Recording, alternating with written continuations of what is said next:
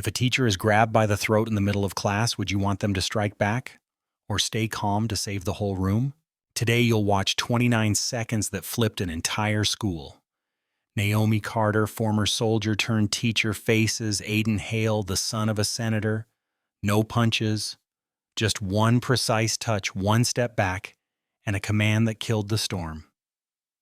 Sit down.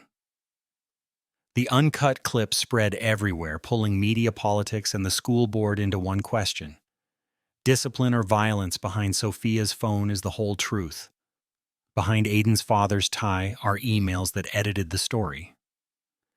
In the end, the classroom chose 3 pillars: discipline, dignity, voice. Stay to the end, we'll see why a step back can be the strongest way forward. The hallways of Roosevelt High lit up under straight bands of fluorescent lights. The smell of floor wax left a thin sheen on the white tiles where the crisscrossing shoe prints formed a net. The period bell had long since stopped its aftersound, settling like a fine thread in the air. Room 214 stood slightly ajar, letting a square of light spill across the blackboard. On the board in neat white chalk, 3 words stood side by side, no flourish, yet sharp as an order: ethos, pathos, logos. Naomi Carter stood by the teacher's desk, her left hand resting on the worn wooden edge, her right holding a black marker. She was tall, her figure slender but steady. Her face rarely shifted, her dark eyes out of habit swept the room, pausing half a second on each student's face as if mapping them in her mind. She did not say much nor need to raise her voice. Order here felt like a private ritual. Chairs squared, books open to the assigned page. Phones face down. In room 214, those things ran like a clock, neither fast nor slow, only exact. "Who can give me an example of ethos?" Naomi asked. Her voice was low, clear, without a ripple. A brown-skinned boy in the middle row raised his hand. "When the speaker is a doctor, so we believe them, because they have credibility, ma'am." Naomi nodded slightly, a fine underline beneath ethos. "Correct. Credibility isn't loudness, it's the history behind the speaker." The classroom door opened. A fraction wine slipped through the crack like it swallowed a click. Aiden Hale walked in a black hoodie draped down his back, earbuds hanging loose around his neck. A rap track played from the phone in his hand. The bass kept low, but clear enough for the kids at the back to glance at one another and stifle a giggle. He was a head taller than most, broad-shouldered, his chin tipped up as if the ceiling were too low. Naomi didn't sigh. She looked at the wall clock, 9:17, then pointed with her chin at the empty seat in the 3rd row by the window. "Your spot." Aiden paused for exactly 1 beat. Something glinted in his eyes, an irritable shine, like the slash of a small blade in the sun.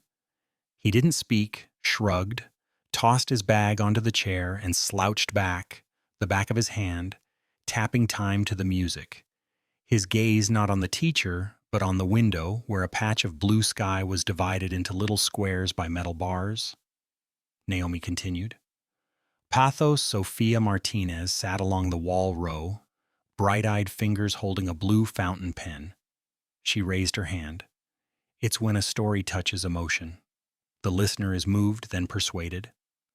And logos, Naomi asked, the chalk tip grazing the board. One short, crisp scritch. A few hands shifted. Aiden did not. His phone screen lit up, reflected at the corner of his eye. Naomi's eyes still swept the room, but her mind noted a small, bright dot in the right corner, a phone not placed face down. Logos' reasoning, Naomi said, supplying the period herself. And true reasoning doesn't need to shout. She set the marker into the tray. Plastic touched plastic with a dry, familiar sound. The room absorbed a moment of silence before Naomi walked the aisle between the desks, her low heels making no sound on tile. She nearly stopped at Aiden's desk, but didn't. She turned her shoulder, cut over to the second desk, and looked down at a curly-haired girl's paper. The choice traced a deliberate detour. Sophia noticed. She leaned, whispering so softly it was like speaking to her own shadow. She's different on the board. Ethos, pathos, logos still stood there, 3 milestones waiting for a strong wind to pass. The night before Naomi's house was quiet, the way a house gets when it chooses the edges of noise and keeps away. Old floorboards ticked as the temperature shifted. Lily Carter 8 spread jigsaw pieces across the rug, her hair tied high into a small tail that bounced with each laugh. Naomi sat on the couch, hands on her lap, half an eye on her daughter, half an eye on a wooden box in the glass cabinet. The box was dark with age, its corners a little worn, the tiny lock old. Inside were ribbons, a few badges dulled by time, a piece of cloth folded carefully one corner of a flag, and a photo of a young couple in military dress. David Carter stood straight, smiling a touch shy. Naomi in the photo looked sterner, but her eyes were brighter than now. Some nights David's breathing came uneven. He startled awake, eyes wide at the dark. Naomi knew how to touch his shoulder light but sure, saying his name like an anchor, David. And when their daughter cried, Naomi held them both, breathing in a 4-4-4 cadence she had taught herself. 4 to inhale, hold for 4, 4 to exhale. That regularity was the thin thread that kept everything from unraveling. But one morning they brought a flag folded into a triangle. Naomi folded it once more, her hand steady. She set the flag in the wooden box. After that, their evenings changed a little. Lily slept closer, clutching her teddy tighter, and Naomi learned to soliloquize in silence. She taught Lily how to breathe. When she was scared, how to count slowly. Before speaking, how to put the cup back exactly where it had been after drinking. Those small things formed a meticulous system that saved her through wordless rituals. And the next day, she carried that system into room 214. On the drive to school this morning, Naomi stopped at a red light. A man selling papers on the curb cleared his throat. A radio segment spoke about cuts to the education budget. She switched the radio off. In the rearview mirror, her eyes met her own, not to rally nor to threaten, only to remind order begins in the breath. In room 214, Naomi taught voice and argumentative writing, but she knew the larger lesson lay beyond the curriculum. Sometimes the strongest voice is the one that lowers its volume. Aiden Hale rolled his pencil between his fingers, the tip dotting the desk with meaningless specks. The gym had been empty at noon yesterday. A heavy bag hung suspended, and he hit it like he meant to drain a nameless anger. Each punch made his joints hum, but the hollow in his chest didn't fill. 17 tall, solid from football, he sometimes told himself that a body grown faster than feelings was an advantage. His phone buzzed in his pocket, a text from Dad. "Keep your head down. I'll handle it." Aiden read it, a crooked smile on his mouth. "I'll handle it." He'd heard that for so long, an invisible shield pushing consequences out of his life. Teacher calls home, "I'll handle it." Coach threatens to cut him from the team, "I'll handle it." He learned to throw responsibility like a football hard far without looking back. But alone in the empty gym, Aiden stood before the mirror, staring at his own face, angular cheekbones, eyes always trying to hold steady. Some nights he hated that look, proud, yet hollow, fierce, yet drifting. At home, dinner felt like a miniature press briefing. His father, Senator Charles Hale, knew how to control language. He asked about grades, the team college prospects, as if testifying before a budget committee, questions with more political weight than familial warmth. His mother quietly straightened the tablecloth, aligned the silverware. Aiden sat there within an atmosphere staged to look perfect. He discovered this: sometimes power feels exactly like loneliness, only louder. This morning, walking into room 214 late, Aiden heard his own music slip softly into the air and caught the tentative looks of his classmates. Some snickered, some lowered their heads. He didn't greet. He didn't apologize. He didn't need to. That's how things had gone for a while at this school. He set the tempo. Yet even as he sat, something bothered him. This teacher didn't look at him the way others did. No fear, no acquiescence. Behind her eyes was a flat surface that didn't reflect him. Aiden bit his lip, an old habit. He thought of his father's text. "I'll handle it." At Roosevelt, the phrase was both curse and promise. And as he stared out the window, a thought flashed like a needle. There would come a time he'd have to handle something of his own, but not today. Principal Robert Whitaker sat in his office with a cup of cold coffee. The wall behind him was a gallery of achievements, a basketball trophy, a photo of the science team with their award, a school safety certificate. The commendations looked like a paper fence against a storm everyone knew, yet never named a storm with the surname Hale. His inbox had folders labeled Parents, Concerned Staff, Incidents, and a small password-locked one called Flagged. In it lay a few old emails. A young teacher had once reported that Aiden had started several altercations. Whitaker's replies were polite, circuitous ending and a suggestion for a follow-up meeting that never happened because that teacher asked to transfer. Whitaker wasn't a bad man. He loved the band periods, the way students laughed in the courtyard, the easing in his chest when a kid struggling with math suddenly lit up in English. But he was also father to 2 grade schoolers and husband to a wife anxious about their mortgage.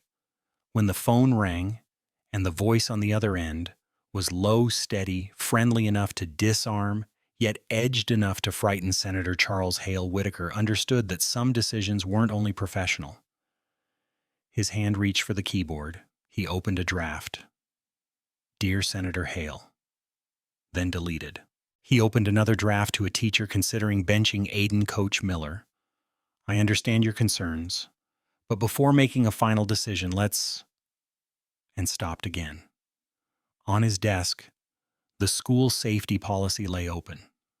The legal language was dry: de-escalation, proportional response, duty of care. Whitaker read memorized, but he knew he'd been deploying those words as a way to step back.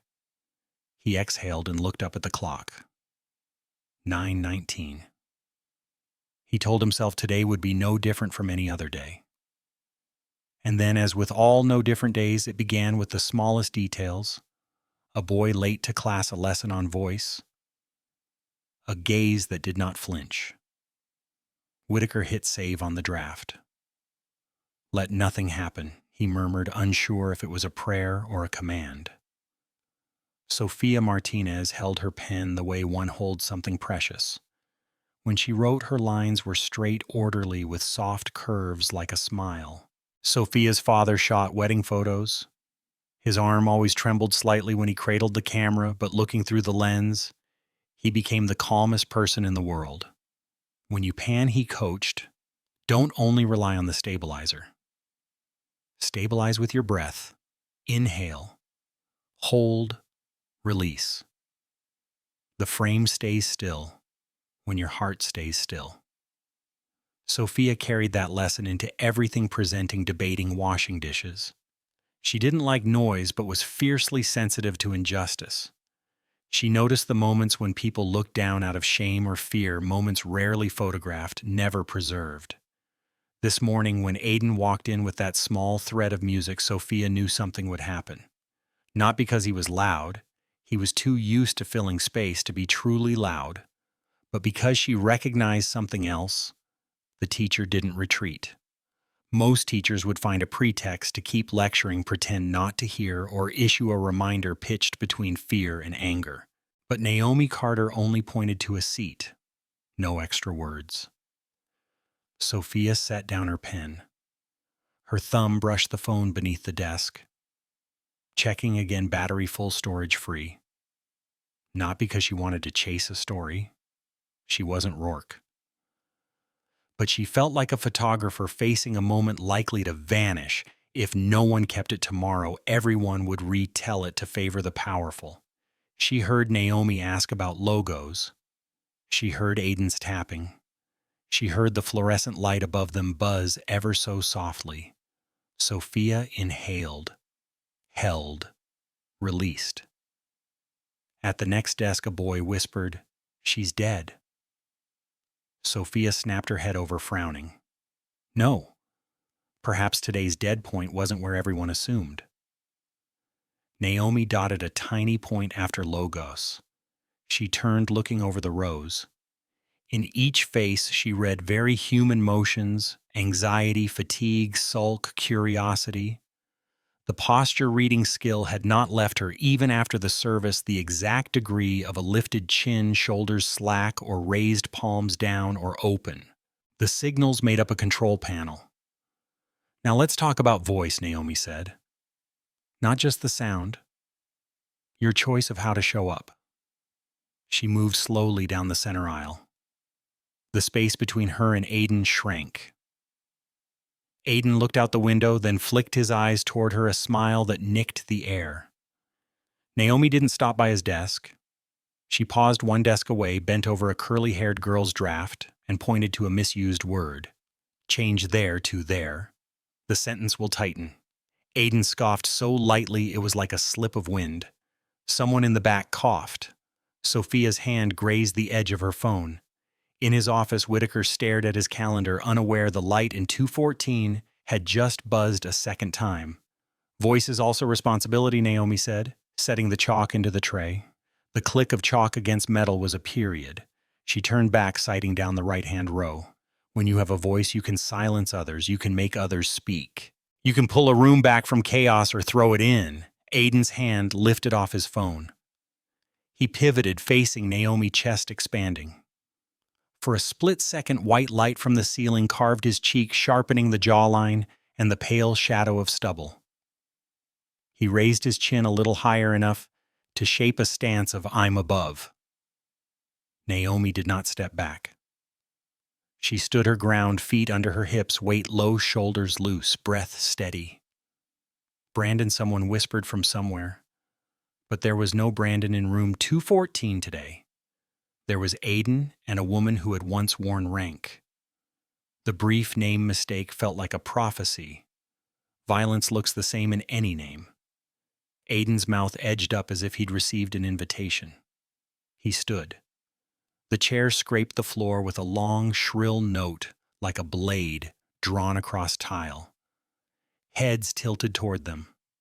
Sophia inhaled again, finger resting on the record button, but didn't press it yet. Some moments she knew should first be seen by the naked human eye. Naomi folded her hands in front of her abdomen, voice even. "Sit down, Aiden." The word "sit" held no stress marks yet. It hit the floor like a heavy object. Aiden smiled, shook his head, stepped forward. The room seemed to lean with him. Sunlight poured through the windows along his path, turning the tiny dust in the air into hovering specks. Naomi registered it all: a few students breathing faster, someone's nails clicking on wood, the light buzzing a third time longer. Inside Naomi, an old switch clicked on: assess mark exits. Keep distance, be ready to de-escalate. Voice Naomi repeated, still even. Not for shouting, for choosing. Aiden stopped 2 desks away. He pitched his body slightly forward, testing the thin border of personal space. For a heartbeat, Naomi saw the 12-year-old once inside this skin, the child who learned, whenever fear rose, cover it with something bigger. She thought of Lily of the nights the girl groped for her hand mid-dream. Her protective cord stretched taut like a string. But Naomi did not move. "You think you have a voice?" Aiden said, his tone low. "But here I set the tempo." The word tempo reminded Naomi of something in the service. Tempo keeps the unit in step, keeps the formation from tangling. One person setting the tempo yet stepping off can trip the whole line. She looked at Aiden, her dark eyes steady. Somewhere in the room, Sophia raised her phone, waiting. In his office, Whitaker tapped out an email and stopped, not knowing why his heart had just skipped. Naomi inhaled 4 beats, held 4. She opened her mouth. Wrong. She didn't finish. Aiden's hand moved. The boy's hand moved without a sound. A practiced arc, as if that arm already knew how to shove, grip, fling, block. The hand was hot, smelled of soap and 17-year-old sweat, the knuckles ridging beneath taut skin. It clamped across Naomi's neck just below the Adam's apple, not fully choking, but enough to narrow the air into thin bands, pressing her voice down like a string drawn tight. In the narrow space between breastbone and chin, Naomi registered every detail: the dryness of the skin, the unfiled edge of a nail, the boy's heartbeat transmitted through the pressure. A small click sounded below, not from her neck, but from the marker tray. The marker had slipped off the plastic lip, rolled in a curve, and stopped at the foot of the board. Tiny sound, but a nail flicked against a wall. A girl in the back row began to cry without a sound. A chair in the third row scraped. No one moved forward. Phones appeared. Fingers trembled a beat, then pressed record. Aiden leaned in, breath heat warm. "Say it again," he whispered, voice rasping across her cords. "Go on. Say it." Air entered Naomi's lungs in smaller measure than usual. She did not push against his forearm. That's the reflex of the afraid, and the response an attacker expects. Instead, she lowered her shoulders by a fraction of a millimeter, loosened, the neck muscles shifted her center of gravity very slightly from midsole to the forefoot just behind the ball. That stance kept her from loading all weight onto the compressed trachea. Her brain ran the familiar protocol: assess, isolate, neutralize. In the span of one thin breath, she skimmed all options: finger lock strike to the lower ribs, knee to the lead thigh to break the base, then eliminated each. Not because she couldn't, but because they were excess. Excess force, excess damage, excess risk of escalation. Here the goal wasn't to win. Here the goal was to end with control. Aiden drew it out, his hand tightening. Naomi smelled the plastic of the whiteboard, the old chalk lingering in the groove. The scent of new sneakers. Overhead, the fluorescent tube issued a short buzz like an exhale. She inhaled 4 short counts, held 4. She kept her chest from swelling against his arm, letting the lower belly take the air, maintaining a flat inner surface. On the 5th breath, she opened her mouth. The voice came out low, even cold. Wrong. The syllable cut through the gummy air like a thin blade. Aiden frowned, blinked. Move. A kid in the front row swallowed loud. Soldier. 3 syllables dropped like 3 short knocks on a desk. Not loud, but clear enough for every phone to capture. The nerves at Aiden's wrist suddenly received a different signal, an alarm from the oldest part beneath the cortex: risk of being neutralized. His chest tightened reflexively. In Naomi's eyes, the boy before her was no longer the powerful student, the senator's son, the bully. He resolved into a set of joints, tendons, spaces, wrist angle, elbow axis, foot placement, shoulder line, the distance from his clamping hand to the ridge of her sternum. On that map, she saw a pale silver exit lane: nerve contact, axis turn, weight shift, release. She chose. Sophia raised her phone to chest level, 2 fingers pinching the edge. She had filmed the school's basketball finals, had wedged herself amid crowds on Spirit Day. But this moment was unlike all others: silence thick as a wall, only her black box breathing faint, cloudy breaths. Through the screen, she saw with startling clarity the dust motes swimming in the slant of light. She saw Naomi's jawline neither jutting nor tense. She saw Aiden's finger joints whiten with strain. Not because her phone was good, it was a regular device. Because the air of the room had brought itself into focus. Wrong. Move. Soldier. 3 words like 3 milestones on a road no one had trod. Sophia didn't know why adults addressed each other that way, but she felt the effect Aiden stalled. Not much exactly, 1 frame. Sophia inhaled, held, then released very slowly. The breath stilled the frame. Dad had been right. Naomi's fingers, only 2, reached up, not snapping like a punch, but setting a thing into its proper seat. Those two fingertips touched a point just above the crease of Aiden's wrist inside the flexor tendons. Sophia didn't know the name. She only saw Aiden's face tighten and his muscle rhythm slip. A whisper broke somewhere. Oh, God.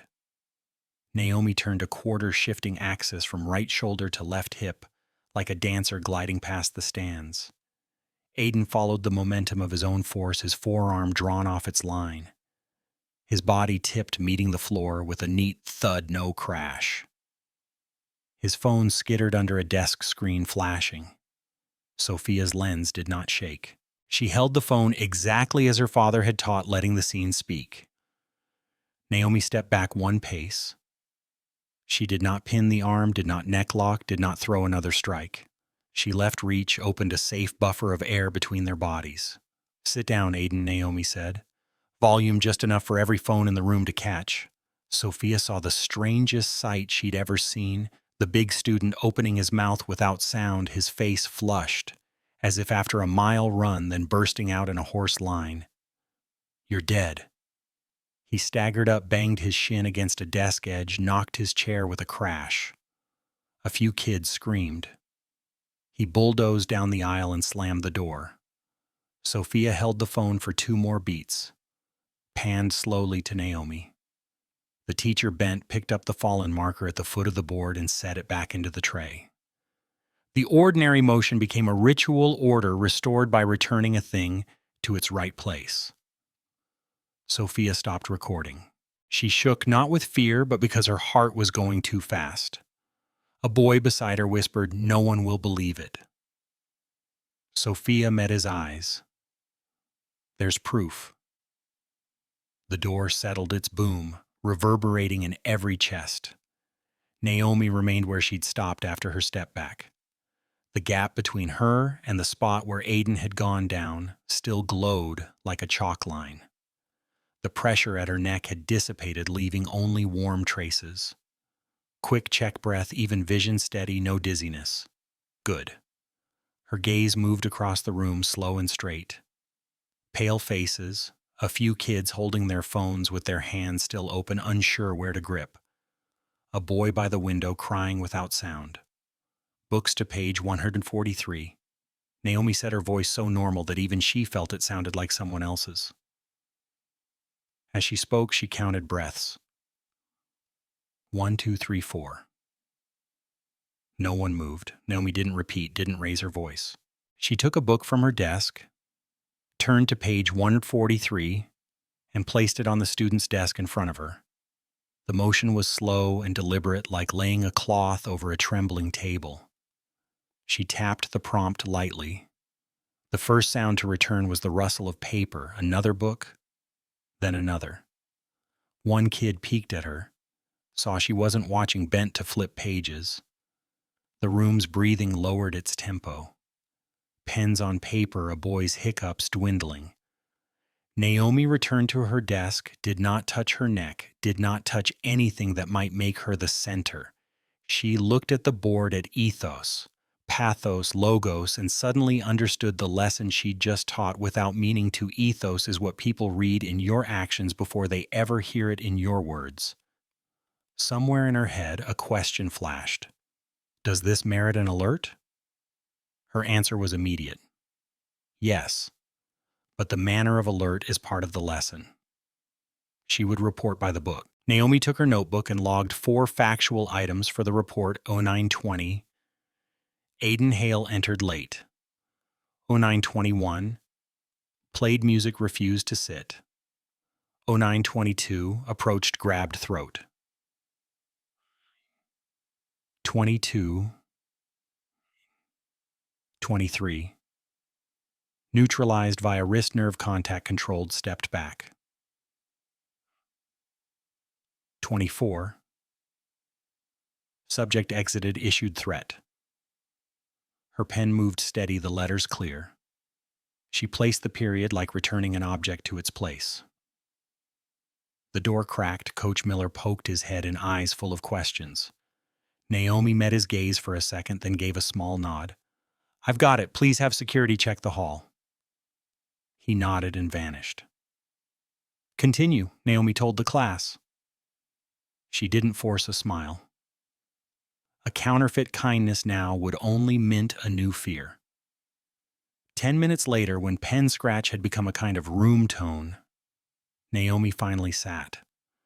Her mind settled so much she could hear the empty barrel of a marker quiver as someone passed. She did not think about Aiden's father, not about Whitaker, not about the press. She thought only about the step back. Choosing not to wrench, not to pin, not to strike that more than anything defined who she was, now different from those years out there. And for the first time since leaving the service, Naomi felt something separate cleanly from grief. Like a needle slipping free of a magnet, a quiet pride. The bell rang. The class didn't erupt as usual.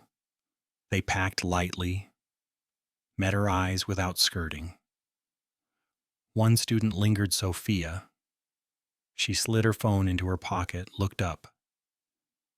"Are you okay, ma'am?"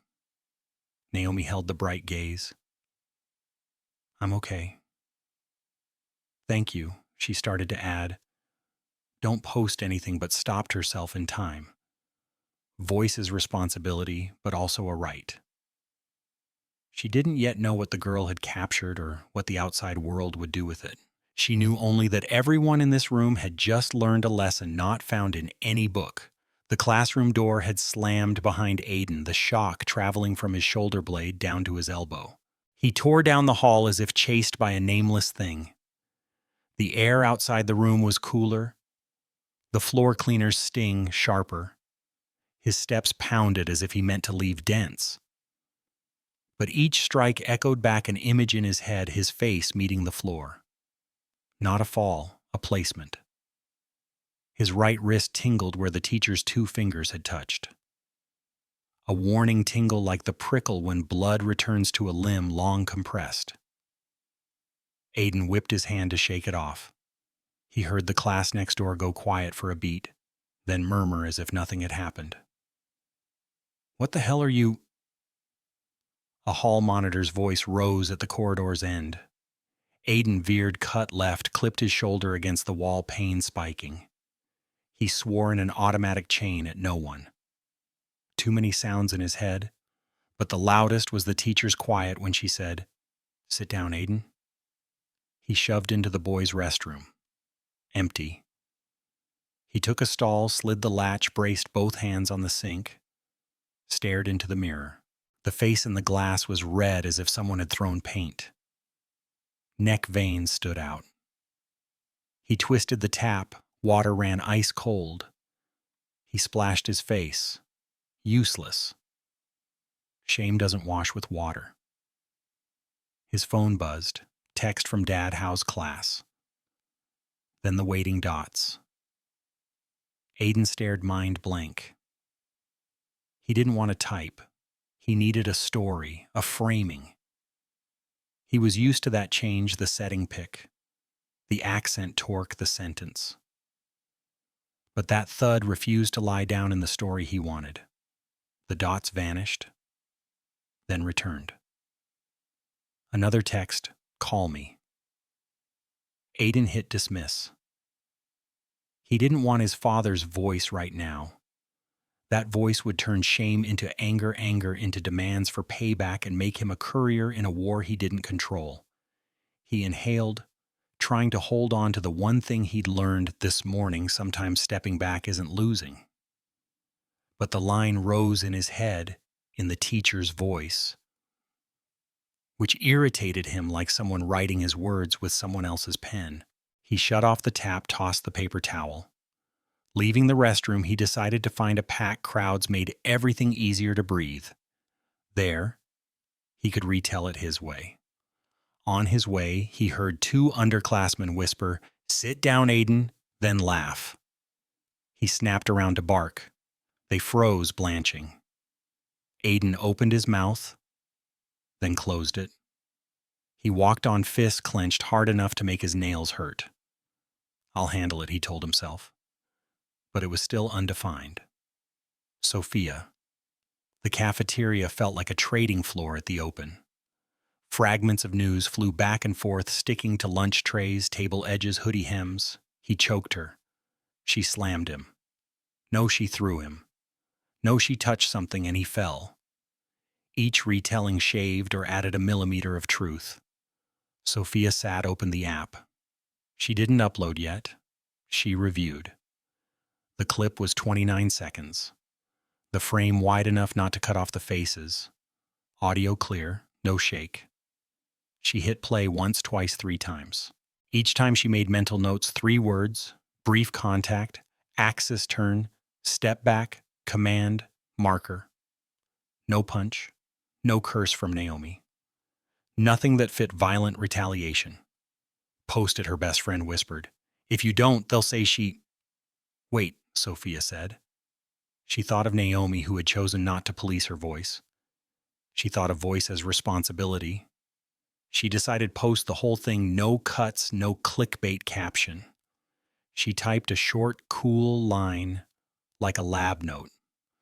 Full clip from room 214, start to finish, no edits. Her finger tapped post. The connection shot like a taut cord loosed. She didn't check views. She didn't read comments. She lifted her tray and took a bite, chewing slowly. Breath steady. Coach Miller. At the staff table, Coach Miller watched the clip again and again. Each time his face flushed deeper. Not from anger at Naomi, not from pity for Aiden. From shame at remembering all the times he'd shut his eyes to shoulder checks, to pinning in the locker room mid-practice, to veiled threats. He had always told himself the kid's a big body, he plays rough, and boys will be boys. The way Naomi set the boy down, as if placing a sharp object safely on a table, showed him order could be kept without bellowing. He texted Whitaker a line, "We need to talk. Today." Whitaker. Whitaker sat in his office with the door open to the cafeteria noise, his informal method for taking the school's temperature. Today it ran hot, different. His phone buzzed, the clip tagged everywhere. He watched it, stood, sat. One thing he couldn't deny: the entire sequence. Naomi had used no excess force, no excess words, not a hint of the "I'll teach you a lesson" he'd seen in a few poor teachers. He fired up the printer, reprinted the safety policy, and highlighted de-escalation and proportional response. Suddenly, the dry words meant something. The desk phone rang. "Principal Whitaker, there are some reporters at the main gate," the secretary said. "They're asking about room 214. He checked the time. "Tell them we have no statement yet. And please contact district PR for me." He knew the storm was wrapping itself around the roof. Aiden sat with his friends but heard nothing. He saw people look and look away, half afraid, half entertained. One guy in the group clapped his shoulder. "You good?" Aiden shrugged him off. His phone buzzed nonstop. A text from Dad. "We'll make a statement. Do not talk to anyone." Aiden wanted to laugh. He had already spoken with his hand, and now the whole school was speaking back. He pictured one version of the story. She attacked first, but the clip, he didn't know what it showed, could shred it. A thought slammed him. What if the whole country sees that thud? His gut cinched. He wanted to smash the table. But something held his hand. An unwelcome image, Naomi's unshaken eyes. The house was quiet after 8. Lily had gone to bed early, PE day. Naomi washed dishes, warm water stroking her hands, porcelain chinking like distant rain on a tin roof. Her phone lay face down on the table. TV off. The kitchen bulb a soft yellow. She checked her neck in the mirror, not bruised, only a faint pink line. She laid her hand there lightly, then let it drop. She remembered the call-outs, the times her team had entered houses not knowing what waited inside. Back then, she had learned to count her heartbeats so as not to blow the breach. Today, she used that lesson so as not to blow a classroom. The overlay made her shiver and ease at once. A piece of the old life had kept the new one from breaking. Her phone vibrated. Naomi didn't reach immediately. She dried her hands, pulled out a chair, sat. The light buzzed a short beat and fell quiet. She turned the phone over. Many texts from colleagues, a few missed calls, 2 emails from district PR. An unknown number rang again. Naomi answered. Hello. A man's voice low, a little husky, the line slightly noisy. Naomi Carter? This is Jack Rourke. I want to ask you one question. I'm not... Naomi started to say, not giving a statement, but Jack went on. Not with a tabloid clip. Just one question, and you don't have to answer now. 2 beats of silence. Did you intend to hurt the boy? The kitchen fell quiet as if someone had laid a heavy blanket over all sound. Naomi looked at the wooden box on the shelf, saw the corner of the flag peeking. No, she said, voice even. I intended not to. Thank you, Jack said, for the answer and for the way you stepped back. The call ended as briefly as it began. Naomi leaned back and let out a long breath that didn't collapse. From the hall came a neighbor's footsteps, a cat's brief hiss. Somewhere in the night, TV trucks were turning over their engines, angling toward the school. The storm formed far off, but she could hear it. She texted Principal Whitaker. I'll file a detailed report in the morning. If needed, I can explain de-escalation before the board. After a moment, he replied, thank you. Prepare all documentation. I'll coordinate with the district. Naomi switched off the kitchen light, leaving the bedroom's glow to spill soft. She went to Lily's room and drew the blanket up. Mom, Lily murmured. I just dreamed. A very noisy class. Naomi bent and pressed her nose to her forehead. It's quiet now, she said. Sleep. She stood in the doorway, listening to her daughter's steady breath like listening to a horizon before dawn. In the dark, Naomi felt something rise that didn't need to pound. Not anger, not pride. Discipline, the thing she'd used to keep her family from falling, had held a classroom steady through a storm. She returned to the kitchen, opened the wooden box, and didn't take out a medal. She only touched the corner of the flag like greeting an old friend. Tomorrow, she whispered, we'll speak in reason. Outside the city drew a long breath. Satellite trucks formed up like a deployment. A boy named Aiden stared at the ceiling, watching the grids of lights run in rows. A girl named Sophia set her phone on the table, plugged it in, and wrote a few lines in her journal. Sometimes the strongest way to stand on the right side is to keep your hands from shaking. A man named Rourke replayed the clip on a large screen, paused on the frame where Naomi stepped back and smiled, sad. That's right. Night closed. From deep within the quiet, 3 words still stood like lampposts in fog, wrong, move, soldier, and in the morning the light would strike them and show every line.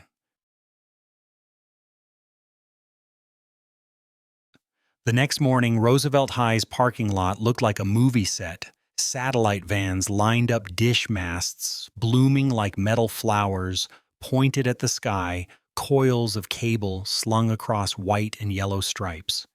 Diesel fumes mixed with mist and wet grass. Reporters in warm jackets clustered in knots, some holding mics, others scrolling through scripts on iPads. The school sign, Roosevelt High School, suddenly became a solemn backdrop for a story in which everyone wanted to be the protagonist. Principal Robert Whitaker stood behind his office curtain, looking through the pane down at the lot. He had just signed the incident report Naomi submitted, concise, precise, unsentimental. On his desk, a printout of the use of force continuum was thickly underlined, yellow sticky notes reading proportional response, de-escalation, duty of care. Yesterday, those words were dry theory. Today, they seemed to have a pulse. The office door eased open. The secretary peeked in. Press want a statement.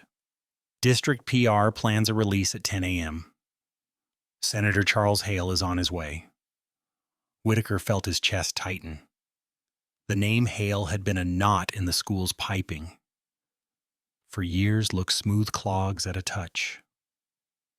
He drew a long breath. Have everyone follow protocol, facts only. And bring Rourke up to see me. In a van, Jack Rourke sat in the passenger seat, his rumpled brown coat falling open. He was scrubbing through Sophia's clip from the night before on the van's big monitor. The frame wobbled a breath at the start, then steadied. The sound was clear enough to hear the marker roll. Jack paused on the moment Naomi stepped back. Chin slightly lowered, hands open, no offensive posture. He scribbled in his notebook. Step back intentional, create space controls escalation. On his phone, local channels pushed quick hits. Shocking clip, teacher subdues student. The hashtag Sergeant Carter began to edge up the in-state trends. Alongside sit down Aiden, a thrown-off line turned accidental slogan.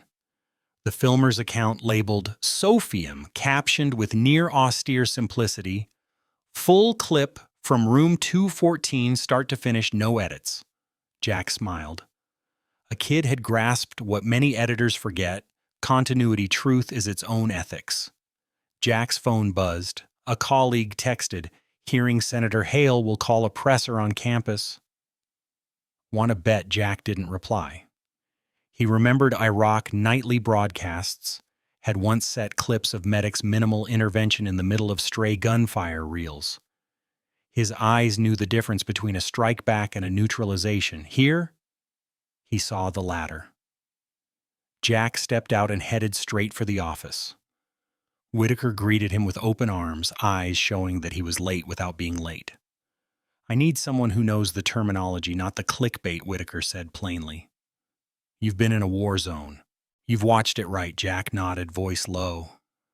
I saw basic pain compliance, no structural harm, followed by a step back and a verbal command at a volume the whole class could hear. That's de-escalation live. Whitaker exhaled halfway. With a bureaucrat's naked eye, he knew Jack was unlike the others. Fewer showy lenses, more short questions. Thank you. But even so, politics will flood in. Politics always floods into a vacuum, Jack said. So fill it with facts now. Escort sirens sounded at the gate. A tall figure in a gray suit stepped out of a black sedan. The press instantly pivoted. A broadcast voice boomed from a portable speaker.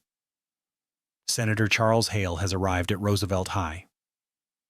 The lot flashed bright again. And the explosion script opened with a line as familiar as a hammer. She assaulted my child. Sophia had come earlier than usual, but news would always outrun her. She looked at the forest of satellite masts and felt a small pinch. Inside her clip was no longer just one class's story. She tugged her jacket close and threaded through her chattering friends. One patted her shoulder, a face mixed of thrill and fear. You're on air, she shook her head. Not me, the truth. She stood at the edge of the courtyard where cameras were arrayed like a grove of eyes. In the ring of microphones, Charles Hale launched into his speech from child safety, family values to unacceptable violence. He lifted Aiden's wrist, loosened the cuff to show the cameras a bruise along the tendon. Aiden stood behind him, eyes half blank, half clouded. Sophia recognized the look of someone pushed into a role. Principal Whitaker Hale turned toward the building. This is a school, not a drill yard. I demand immediate termination. Otherwise he'll make some calls. Someone murmured in the crowd. Sophia heard and didn't laugh because none of this was funny. Watch the whole thing. A voice cracked from the back. Sophia turned. Karen Whitaker. A parent who protests everything had raised her volume, but her words were swallowed by the swell.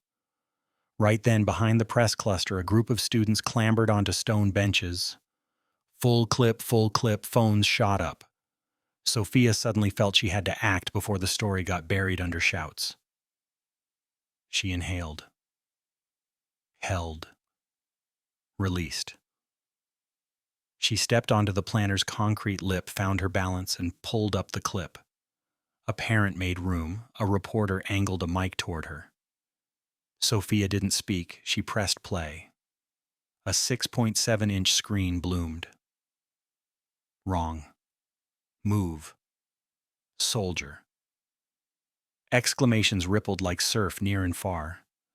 A cameraman signaled to his partner zoom on the girl's phone. A big rig swung, catching the frame. In the reporter's earpieces came a rustle, the live producer ordering, "Cut to that feed now." The crowd watched. For the first time, they watched without edits or chyrons.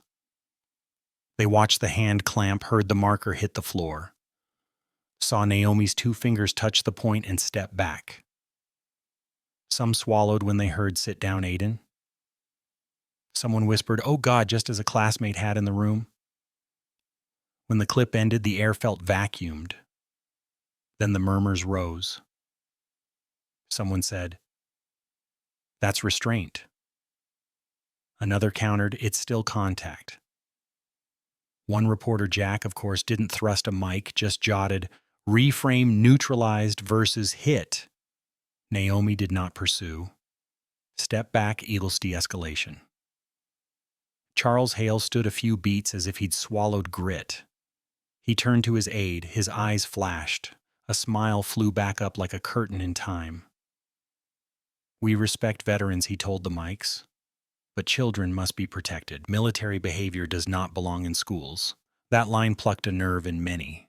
In the local veterans' knot by the lawn's edge, a silver-haired man clenched the strap of his ranger's cap. He didn't speak, but Sophia saw his forearm tighten, then slowly release. Before the shouting spiraled into a vortex, a navy blouse moved up the steps.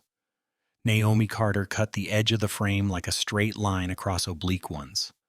She didn't look at the mics or the reporters. She looked straight at the cluster of students hugging their backpacks. "She's here," someone breathed. Sophia lowered her phone. The parking lot's breathing changed tempo. An instrumental track was about to hit the chorus. The concrete steps were damp with dew. Naomi stopped at the second riser, high enough to be seen, low enough not to look down on anyone. She heard a small wind slip through the forest of cables, making the antenna masts sing a thin metallic note. She opened her mouth. "I'm Naomi Carter," she said, voice just enough for the mic array to catch. "And yes, I served." A small wave rolled the crowd. A reporter hurried a question rank. She answered, "Sergeant." "Afghanistan, Iraq." Another cut in both. The answers dropped like pebbles on a lake, small, but they cast rings. In seconds, the axis of the story shifted from violent teacher to veteran turned teacher. Naomi lifted a hand not high at mid-chest. "I'll say one thing then. I'm going back to my class." She turned her face just enough that the light lay evenly between the bridge and the cheekbones, avoiding harsh angles, a stance that had once settled strangers in night places that shouldn't be dark. "Yesterday I was attacked in my classroom. I chose not to retaliate. I chose to neutralize and step back." A pause opened, not heavy. Naomi continued, choosing each word as if laying breakables on a tray. "Retaliation is anger. Neutralization is discipline. One seeks to teach an opponent a lesson. The other seeks to end a risk so a class doesn't break." She never said Aiden's name, never said senator. She said class. A mic rose. "Do you regret it?" Naomi met it. "I regret that a child learned to use his hands before his voice. I do not regret that I didn't hit back." Rourke on the rim dipped his head. He heard in that phrasing a pocket rules of engagement, battlefield rules translated to classroom rules. Concepts that seemed distant meshed like 2 puzzle pieces. Charles Hale spoke, office smile ready. "We don't want the military in schools." Naomi turned toward him, gaze neither hard nor soft. "We don't want violence in schools." And we had it by a hand. I did what I was trained to do. End it with the least force. A young reporter, probably one who'd covered conflict, blurted, "That was a very basic hold." The line carried little media punch but real expert weight.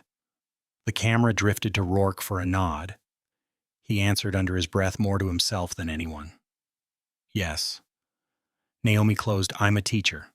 The classroom is where I serve now. I'm going back there." She lowered her hand. No bow, no spread smile. She stepped down. The crowd parted into two lanes, as naturally as water making way for a boat. In his office, Whitaker exhaled like dropping a sandbag from his shoulders.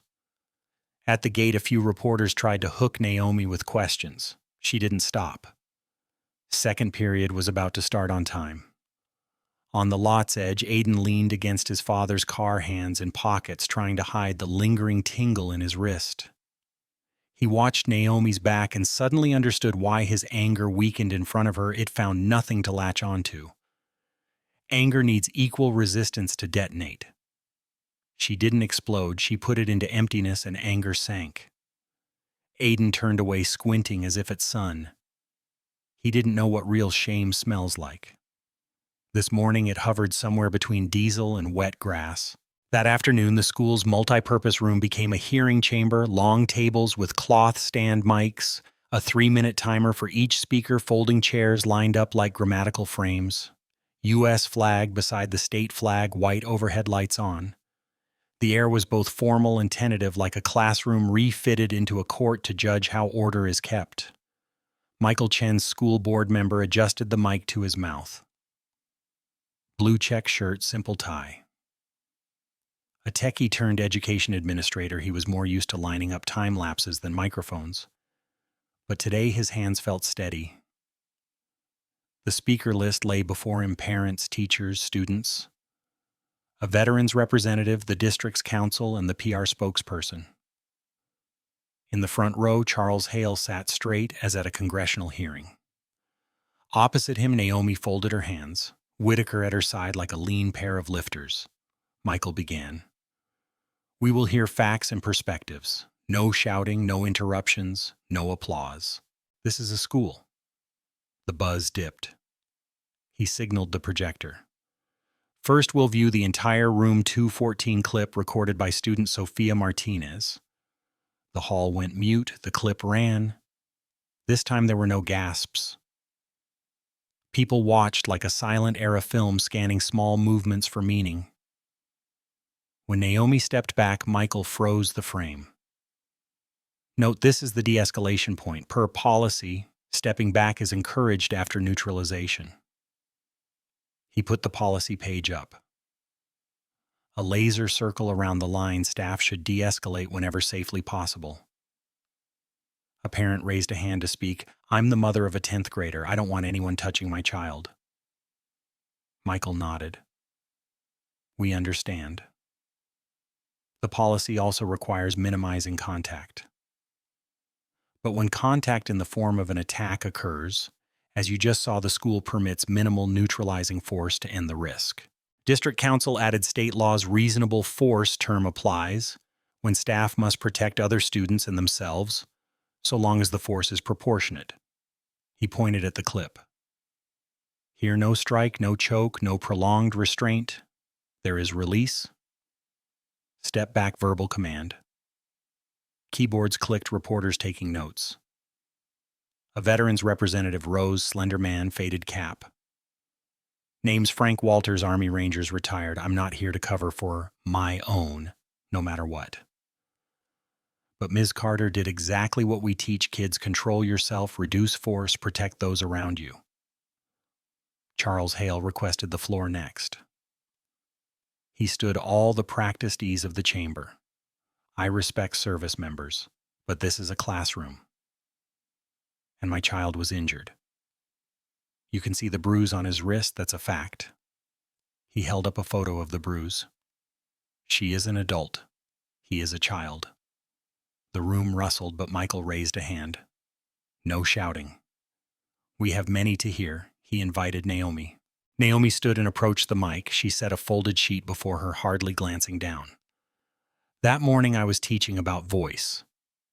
And that's what his act lacked: voice. I felt his hand on my neck. I remembered the other children. I remembered an old lesson: don't destroy when you can end it with less. I chose less. Her voice wasn't speechwriter smooth, but it cut true as a line through a midpoint. I propose this. The school provide mandatory de-escalation training for all staff, not to hit better, to step back correctly. She turned slightly toward the students. And let's talk about voice: how to speak when angry, how to apologize when needed, how to stop your hand. A parent, Karen, waved. But what about the trauma to my child from witnessing that? Naomi turned gently. Trauma is also when children see an adult lose control. That day I kept mine. Karen froze a half second, then sat. Michael closed the presentation by reading from a revised policy draft. Whitaker's underline still fresh. The school recognizes the use of reasonable minimum force to end an immediate risk, accompanied by a mandatory step back and detailed reporting. Violations will be sanctioned. He looked up. We'll vote on immediate steps after public comment. The room's rhythm shifted from heavy to focused. Someone passed a tissue box down a row. Among the students, Sophia's throat was dry, but her spine felt straighter. For the first time, her clip was not fodder for a fight, but evidence for a solution. Naomi placed the folded sheet on the mic table and opened it. Just one page in medium type, the left margin dotted in pencil breathing marks. She inhaled 4, held 4, released 4. Then read in short blocks like beams hammered into a frame. Before I was a teacher, I was a sergeant. There we learned something called the rules of engagement. Don't fire when you don't need to. Don't escalate if there's another way. Don't turn a room into a battlefield if you can turn it into an exit. In class, my rules of engagement are: talk first, touch second, touch the least, step back immediately.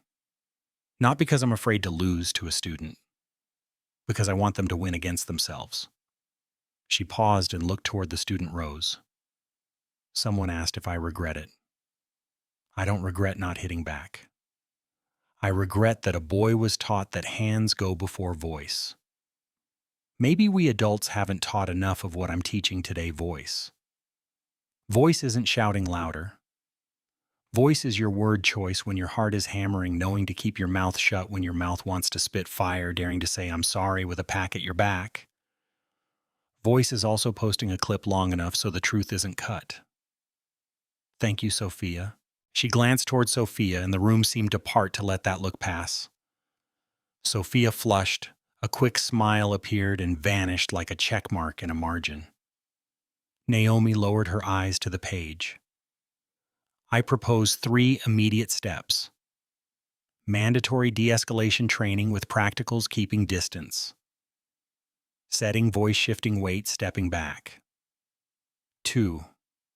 A protocol for immediate reporting and psychological support for classes that witness violence. 3. A school-wide assembly on voice. Everyone speaks, everyone listens. In the military, we say discipline keeps people alive. Yesterday, discipline, not muscle, kept my class steady through a storm. If there's anything worth learning from a soldier, I hope it isn't how to hit, it's how to stop. Naomi refolded the page, one clean crease. She didn't ask for applause, she only nodded. The hall went still for 2 heartbeats, then someone laid a hand on a neighbor's hand. Breaths resonated round. And though Michael had said no applause, a patter rose, not thunder, like the first drops of a night rain. In the front row, Charles Hale sat motionless. On a face trained for cameras, a flash of something slipped through before it could be masked: confusion. He had won much with loud logic. Today he'd been checked by logic spoken low. The news snapped like a cut cord. That evening, local broadcasts ran twin frames, the clamping hand and the step back. The lower third crawls were no longer sure assault, but shifted to more balanced phrasing. Classroom confrontation: veteran teacher uses de-escalation. Rourke filed a piece with a headline: low on drama, high on ballast. When a classroom holds still, discipline, not force. He cited the district policy interviewed Frank Walters embedded the uncut clip. The copy desk nodded fewer instant clicks, more staying power. The Veterans Association issued a statement. What Ms. Carter demonstrated was restraint keeping a community safe. Restraint is not weakness, it is a skill. It wasn't long, but pages that usually posted only local notices shared it widely. Beneath the comments softened less shouting, more small stories of teachers who did less to save more. Inside the school, the PTA met in emergency session, half fretting over the school's image, half pushing for immediate training. Karen Whitaker, the morning's heckler, asked to speak first. Her voice was hoarse from a day of talking. I'm still scared of adult contact with kids, but I have to admit, if it had been my child with a hand on their neck, I'd want the nearby adult to know how to stop it without scaring my child more. Another mom nodded. Then we demand training. A rare moment of PTA unanimity on something not related to bake sales. In the hallways, sticky notes began to bloom. Discipline, not fear, Sergeant Carter, use your voice. Not graffiti to defy the school, but yellow post-it scrawled with marker in slanted student hands. I learned to breathe. Sometimes I want to hit, but I'll try to speak first. Aiden read one as he passed the notice board. He tore it down, then stuck it back where it had been, not knowing why. His phone was flooded mockery and defense alike. He blocked a few accounts and silenced the rest. His father messaged, "Don't read the comments. Council will handle it." He wanted to ask, "Handle what?" but the text was buried by another press conference, 9 a.m. tomorrow. You'll sit beside me. Aiden slid his phone into his locker and leaned his forehead against the cool metal. In the iron-smelling dark, listening to footsteps in the corridor, he felt for the first time a quiet fear of hearing himself lie tomorrow. That night, Naomi sat at the kitchen table and opened email. Her inbox brimmed with support colleagues, parents, veterans, even a group of student teachers asking for de-escalation resources. A few scolds, too, "You fascist." She skimmed past, letting them stay in her head, no longer than a single breath.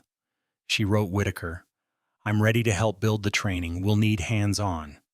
He replied almost instantly. Requested district funding. Michael Chen drafting protocol. Thank you. Another email from Rourke attaching a policy from another district, their module, "Step back now," might be useful. Naomi opened the file and nodded at how they diagrammed classrooms like tactical maps for calm. Lily patted out for water, rubbing her eyes. "Mom, homework?"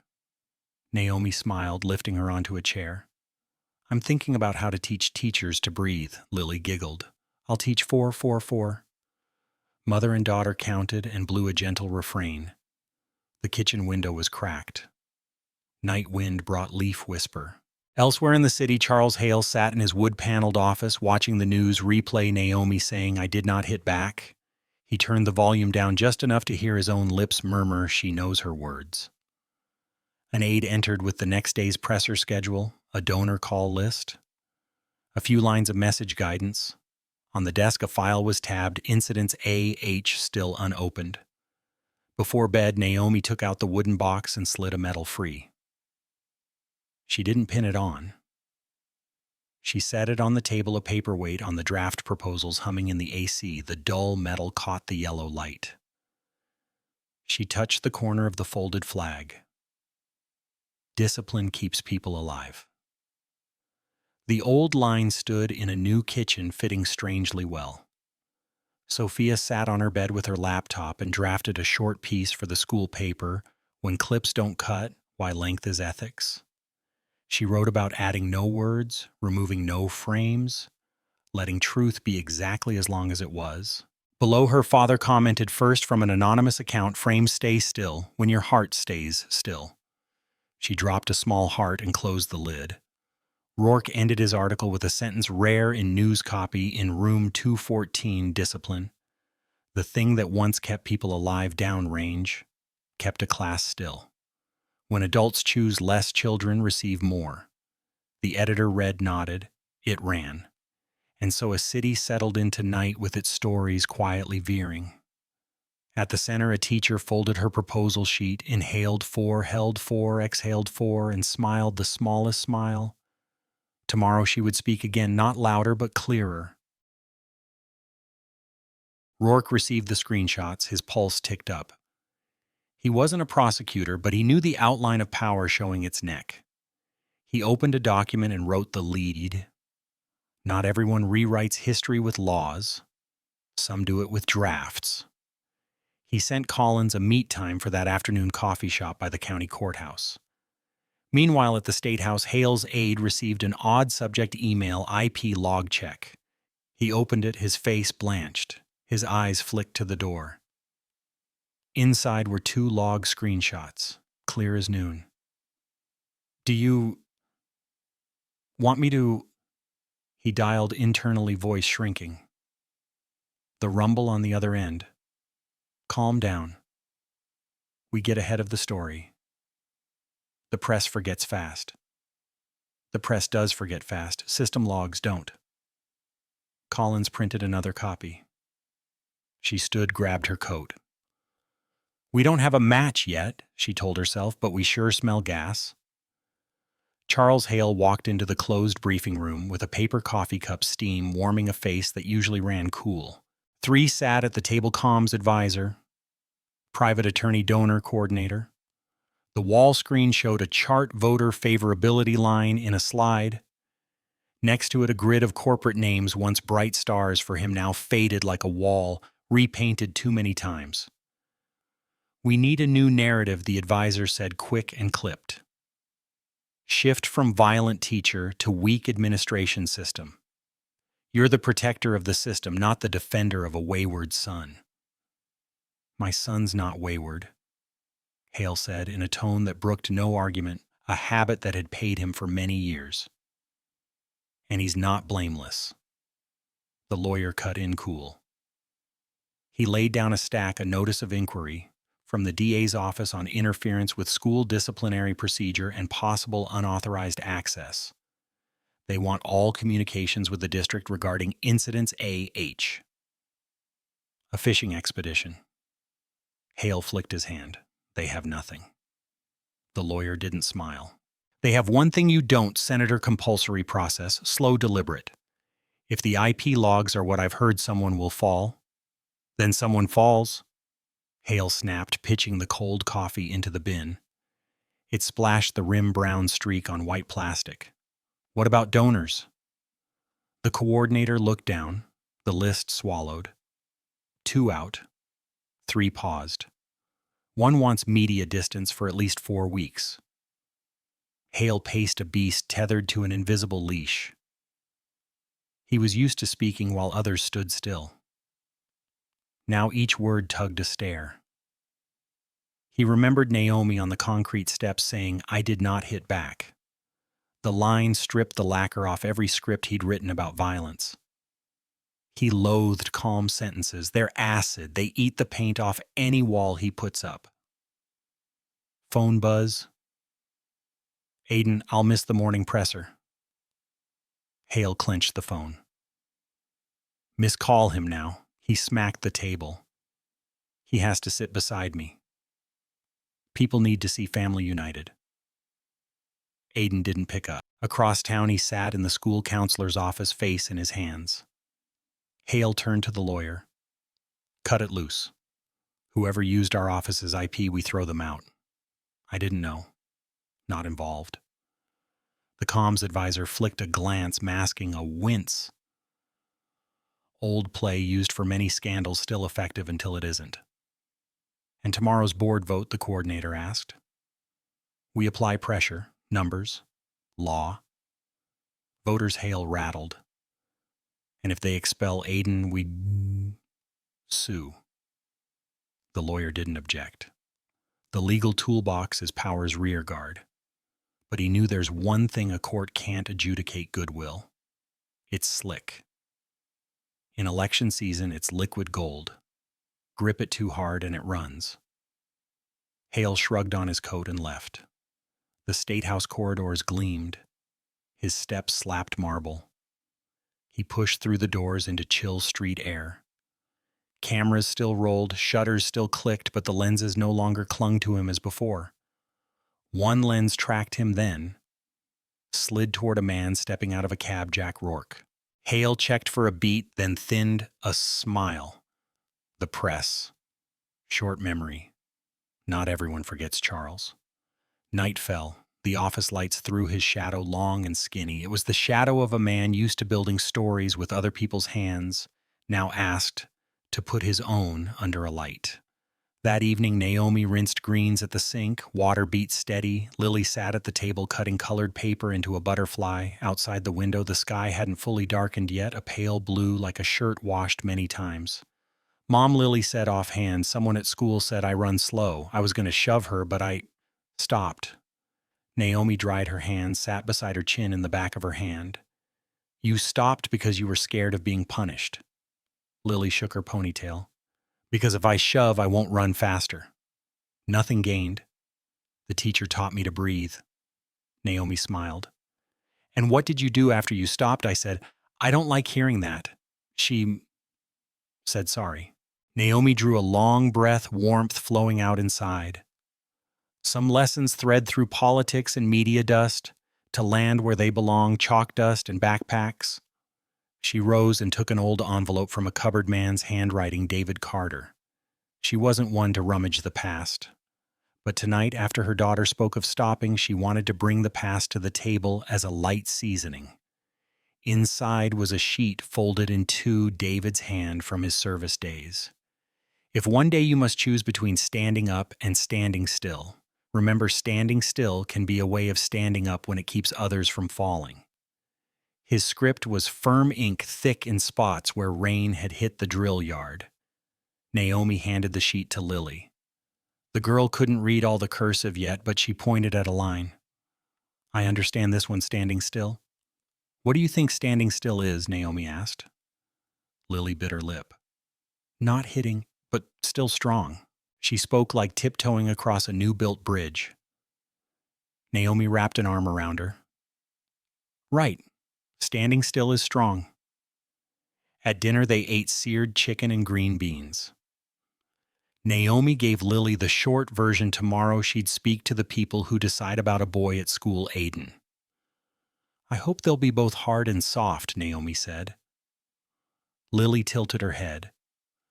Hard soft how Naomi showed with knife and towel, the knife to cut, the towel to wrap.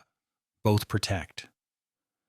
Before bed, Lily slid David's note between two storybook pages. Mom, she said under warm covers, I don't like fighting. But if someone pushes, I'll remember to breathe. Naomi turned out the light and stood in the doorway a while. Some things we think we've lost are in fact blooming where we're not looking, the habit of breathing, the choosing of words, the not lifting of a hand. In the kitchen, she cleared the table, washed dishes, wiped the counter until it shone like someone putting the marker back in its tray. Her phone buzzed. Michael Chen tomorrow, 4 p.m. Main vote.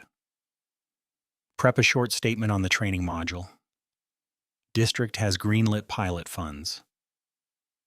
Naomi replied, I'll be there, thank you. She looked around the kitchen, the yellow glow soaking the corners. She slid the folded flags corner from the wooden box, didn't open, it just touched it. Tomorrow, she murmured, we won't hit. We'll put things in their place. The counseling room smelled of new wood, pale gray curtains, blue fabric chairs, not too soft so no one sinks. Aiden sat across from Dr. Elaine Porter, a brown-skinned woman with cropped curls and eyes deep as a well. On the table sat a rubber ball. She nudged it toward Aiden like nudging the story. What do you think when you see yourself in the clip? Porter asked. Aiden stared at the carpet at a snagged thread on the edge not yet snipped. Shame. He swallowed. The word had barbs. I look like I got placed. Whole school watched. How is being placed different from being slammed? Porter flipped the question open. Aiden frowned. Placed doesn't hurt. But it's worse, because you can't fight it. He squeezed the ball. It sank and swelled like a tiny lung. "Did you want to slam back?" Porter asked gently. Aiden snorted air. A bitter laugh slipped. "Yeah, badly." But then she stepped back. Didn't hit. Didn't know what to do. Everything. Like it got unplugged. He realized he'd had that sentence in his head since yesterday. It came out clean now. He looked at Porter as if waiting for her to refute it. Porter nodded. When the person in front doesn't raise force, you lose your reason to raise yours. That's tactics. And discipline. Aiden looked at his hand. A hand accustomed to swinging. "My dad wants to handle it. I'm tired. I apologize. Would that be okay?" He sounded winded, as if after a long stairwell. Apologize for... Porter didn't feed him the word. Aiden fumbled in his head. For bullying felt too big. For losing my cool too small. Finally, for using my hands before my voice. Porter leaned back, head tilted, a tiny smile at one corner. "Good. That line is sharper than sorry for everything." She put a blank sheet and pen before him. "Write it. Not to save you at the hearing. To hear yourself when there's no crowd and no camera." Aiden wrote. His handwriting was usually bold. Now it shook a little. "I'm sorry I used my hands before my voice. I'm sorry I made you and the class afraid. I don't want to be that person." He stopped. A bead of sweat slid at his temple. "Want to give this to Ms. Carter?" Porter asked. "I don't dare yet," Aiden admitted. "But if there's a chance." Porter nodded. "Chance is something people make." She let a minute pass so the words could drop and touch bottom. "Tomorrow afternoon the board votes. I won't promise anything. But I want you, even in the worst case, to keep this voice. You're 17. There's time to learn not to lead with your hands." Aiden folded the page and pocketed it. Standing, he glanced around for something to grip, found nothing. The wobble felt strangely less awful than before. Like a first step onto thin ice. Requires care, but not so cold it numbs. "Thanks," he said honestly. Porter walked him to the door, hand on the knob. "Aiden," she called. He turned. "People won't stop looking at you because you fell. They'll stop when you learn to stand a new way." He nodded and stepped into the hall where a poster hung. "Use your voice," seemingly newly stuck. The multi-purpose room was a court again. Every chair filled. The air smelled of new plastic and nerves. Michael Chen checked the clock, 4:00 p.m. He brisked through the intro. "We will vote on 2 items. 1. Disciplinary action for student Aiden Hale. 2. Affirming Ms. Naomi Carter's actions as compliant with reasonable minimum force policy and implementing de-escalation training." He asked District Council to summarize. Based on the evidence, Aiden initiated the assault neck grab threat. Under state regs, the school may recommend expulsion for severe violence that endangers classroom safety.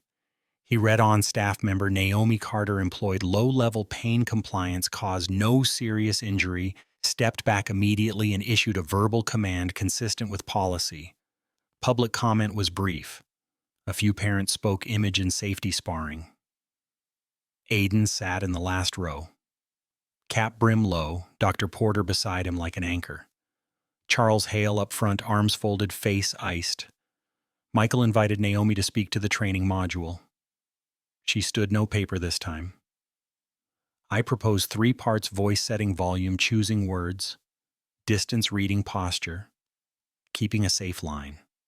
Step back, dropping the heat. Practice required with scenarios and an actor as a difficult student. A soft emphasis. Training yourself not to escalate is harder than training to land a blow. Worth it. Whitaker added district has approved pilot funds. Other schools may observe the opener. Michael nodded, thanks. We'll vote. Item 1, electronic tally. Screen flashed 4-1 in favor of expulsion. A susurrus. Aiden didn't lift his head. Porter touched his wrist, a feather of pressure. Item 2, affirm Ms. Naomi Carter's actions as policy-aligned, issue a formal protection notice against retaliation and roll out the training, Michael read. Result 5-0. This time the room paused a beat, then applause rose. Not fireworks night, rain steady and straight. Charles Hale stood while claps still scattered. I oppose expulsion. We will consider litigation. He said we like a hammer into the floor. Michael held his tone. Senator Hale has legal rights. He also has civic duties to let rules be enforced without fear. A beat. This meeting is adjourned. Aiden got up, moved with the flow. At the door, he met Naomi, no way around. He opened his mouth. Dry lips. Porter's sentence leaped out. I apologize for using my hands before my voice. It felt like pulling a cord from his chest, burning, then lighter. Naomi looked at him. No triumph in her eyes. A durable fatigue and a firmness braided with gentleness. Thank you for saying it, she answered. No more, no less. She slipped past. Aiden stood a beat airless, then moved on. Behind Charles Hale watched eyes darkening like weather. Outside, the press waited, but Whitaker and District PR had set a soft cordon. Statements been sent. No further comment. Professionalism filled a gap usually seized by shouts. Michael was last to leave, gathering papers. He killed the screen, pulled mic batteries, locked the equipment cabinet. In the empty room, HVAC wind purred. For the first time in days, his insides eased. Not because of a win, because the words reasonable minimum de-escalation had walked off the page into life. Next morning at the State House press room, the state seal hung behind the lectern, U.S. flags flanked it, lights bright enough to show foundation dust on a gray collar. Charles Hale stepped up and read a statement honed like a whetstone. In the interest of the common good and to focus on my family, I am choosing to resign. I will fully cooperate with authorities to clarify the recent misinformation. Rourke stood mid-pack. He knew for my family as a nicked shield. Everyone wields it when leaving the field. He jotted resigns within the month. No specific accountability, no mention of son.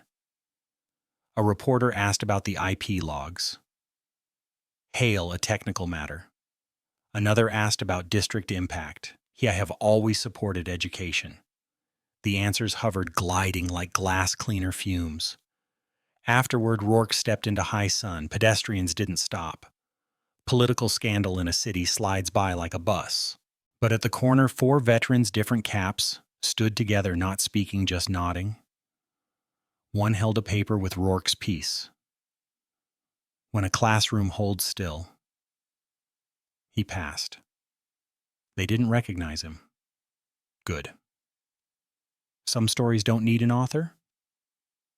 They need to stand alone. Hale's campaign posters came down that afternoon, city crews tugging at the paste. The old glue showed gritty with dust. The wall behind was brighter where it had been covered. The strip of brightness wasn't poetic. It was straight and a little rough, like truth, wiped with a paper towel. At Roosevelt, Naomi stepped into room 214 and set her bag on the desk. She looked over the room, pens, books, eyes. She chalked 3 words on the board: discipline, dignity, voice. She turned. Today we read Baldwin. A ripple of light laughter after a storm. Literature feels like a roof. Sophia took her seat and put her phone down. She didn't need to film today. She wanted to listen. A text from her father: kiddo, your frame held steady long enough. She replied, time to learn to put the camera down. Both smiled at their small screens. Whitaker walked the hall and stopped at the notice board where the new policy printout was pinned corners polished by fingertips. He touched the edge, testing the hold. Some things he knew he'd done wrong. Retreating out of fear, staying silent out of unease. Today he retreated. In the right place. Aiden, no longer in Roosevelt's colors, stood across the street looking through the black-painted fence. He gripped a folded paper in his pocket, the apology letter undelivered. From a distance, he saw Naomi enter, saw students pull chairs, sensed an odd air order without heaviness. He turned away. The road ahead wasn't carpeted, but at least it was real. Jack Rourke returned to the newsroom and filed his kicker. Power is sometimes the ability to place a call. Discipline needs no phone. It needs steady breath and a single word, enough. At Roosevelt, enough arrived not from the State House, but from a classroom. Enough force, enough words, enough step back. The editor nodded. The piece had no clickbait, it had bone. Late afternoon, Detective Collins delivered a full packet to the DA: login logs, email backup statements from 2 district IT staffers. A side text to Rourke, no promises. But the wheel is turning. He replied, I get it. Don't let it grind the wrong things. She sent a gear emoji. No one needed more words. As for Naomi that night, she set the wooden box on the table. She opened the lid, her fingers touched a metal's rim. She didn't hang it, didn't hide it, she put it back in its place. On the shelf beside David's photo, there was a space that fit exactly. She stepped back and looked. In the kitchen's warm light, the metal didn't glare. It glowed. Some say justice is a hammer. Some say scales. For Naomi tonight, justice was a placing setting, the marker back in its tray, setting a politician off the podium, setting a boy down without breaking bone, setting a medal in the right drawer, setting a classroom back where it belongs. A city, when it puts the small things right, suddenly stands through a big storm. Night wind threaded the window crack. The fluorescent overhead buzzed once very softly, then stilled. In that stillness, if you listened close, you could hear an old phrase not as a password of power now, but as a keeper's reminder. Wrong. Move. Soldier. Wrong is escalation. Right is stopping, and then going on with your voice.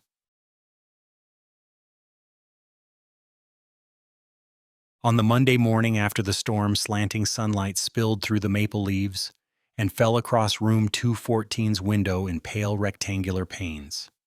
Naomi arrived 10 minutes early, unlocked the door, flicked on the ceiling fan, and checked the chalk and eraser. On the teacher's desk, she set a bold-printed A4 sheet, opening exercise, hold your breath, for 10 seconds before reacting. Beside it were 3 small columns, inhale, hold, exhale. Under each, she'd drawn empty squares for students to tick, as if playing connect the dots. Students entered with steps both careful and eager, like walking into a freshly tidied house. Faces that had been taut now eased but not lax. They watched Naomi the way one watches a new landmark planted on the schoolyard. Sophia said hello, tucked her phone into her pocket, eyes bright yet gentle. A class clown slid his chair in more softly, avoiding a scrape. Naomi smiled a little. We warm up with breath. The class chuckled, not because it was strange, but as if invited into an old stage trick made suddenly fun. Pens down, she said, eyes on any point, words on the board, or a patch of light. Inhale. 4 whole, hold 4, exhale 4. Then if you want, tell us a moment this past week when you chose not to react right away. Hands stirred. A girl said she'd been scolded unfairly in PE, but counted to 8 before explaining. Result. The teacher stopped scolding. A boy confessed he almost left a nasty comment on a friend's post, but closed the app and went to dinner. Laughter rose in a kindly key. It's an English class, Naomi went on, but we'll write a short nonfiction piece. The time I chose less. 200 words. Concrete. No preaching. She moved down the aisle and straightened a crooked chair, small act the whole class seemed to wait for. The marker lay neatly in its tray. Naomi glanced at it like a conductor checking her instrument. Mid-period, Naomi stopped by Sophia. The girl's page lay open, a slight italic hand. I didn't add words to my clip. Sophia described her finger hesitating over post, how she heard the light buzz, then told herself to steady her hand. The short piece sank into the paper like a seeped stroke of ink. Naomi nodded and said a tiny exclamation in the margin, length is ethics. At the bell, Naomi stood at the board and pointed to 3 words she'd rewritten from last week. Discipline, dignity, was. Discipline, she said, keeps us intact before anyone arrives to save us. Dignity is how we treat ourselves and others when no one's watching. And voice is what keeps our hands from going first. The window was cracked. A light breeze made the curtain pulse in quiet beats. The passing bell rang, but no one jumped up too fast. Room 214 had gained a new habit, leaving a beat slower so as not to tip over the order just set back in place. The next week, daytime TV invitations poured in like a first monsoon, exclusives, honoraria flights, makeup lights. Naomi read them closely and replied with minimal courtesy, "Thank you for the invitation. I decline. I'm planning a training for local teachers." Some replied with bold question marks. Why choose a training over a national stage? Naomi thought of Lily of 30 faces each morning, of the feel of a dry erase marker set into the right groove. She wrote back, "Because the classroom is my country." The district approved pilot funding faster than expected. Whitaker knocked on 214 during the break. "We've got a date for teacher in service this Friday. You lead. I'm inviting a de-escalation trainer from the police academy. They'll cover safety mechanics. You do setting voice and stepping back."